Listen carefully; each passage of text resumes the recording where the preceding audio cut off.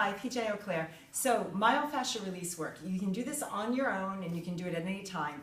The thing that you want to remember is before you go and do a long cycling event, or before you get out on your bike, or before you work out, you don't want to be rolling to relax. You want to maybe do some quick rolling. I might want to just roll over my foot really fast like that, sort of just to bring energy to the tissue. But if you want to do release work, you want to wait till after the event or after your workout. So if you're doing it as a release, what you'll do is you'll just slow down and really go super slow, rolling the foot.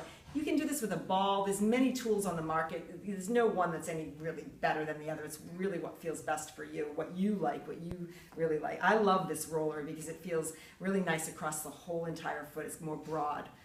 Okay, so that's one thing that you can do with your feet. And always after you do one foot, stop and sort of feel the difference, right? You'll notice a huge difference in the tissue. And you're getting right to that tissue right below the skin layer. It's really great. Then we're going to go on to using the rest of the body, right? We're using this black roll right here. Now this is quite hard. You definitely want to make sure that you're not excruciatingly in pain. You don't want to be screaming in pain. You've got to stay in somewhat of a restorative mode.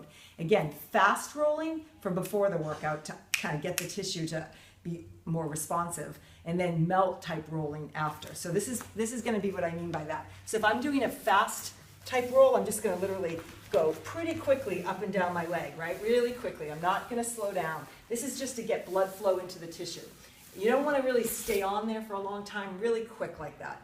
If you want to get into the release work after, you want to do everything. You want to do your calf, right? So you might want to take the roller like this and come right up and start to roll on your calf on the outside of your leg. Another thing is you can put one foot down if that's too hard, right? Because this is pretty aggressive. This is pretty hard. But you want to feel and go slowly and find areas. Like I find an area right there. I want to roll over it and maybe even just breathe into it and stay really slow. If I want to add more intensity, then I put the foot on top, which gives more body weight to that, right? So you do your calves. Another really nice thing to do is point and flex through your ankle as you're rolling, and that will definitely stimulate the tissue differently. And you want to go both ways, flexing and pointing both ways. So that's the calf. You can also do the shins. So I would take the roller and I would place it right here so I get to the other part, and I'm going to go on my shins, literally rolling back and forth. Okay, getting onto the shins.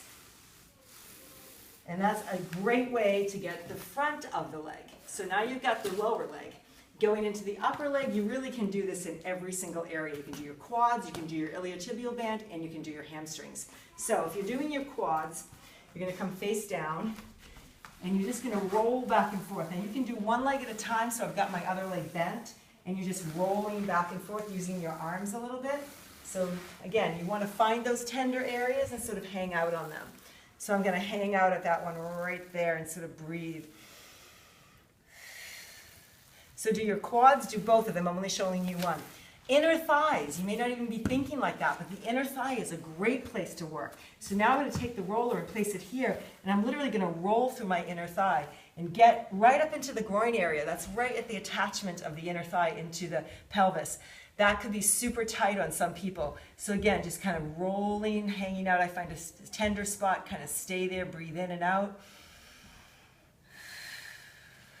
This is a nice portable size roller too. It's small, you can even travel with it. Iliotibial band, get onto your glute first.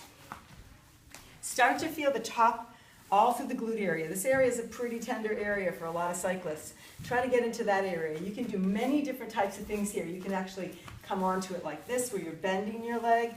So there's lots of techniques, but the whole idea is to find areas and sort of hang out and melt into them. Then going right into the whole side low, like really rolling through the top part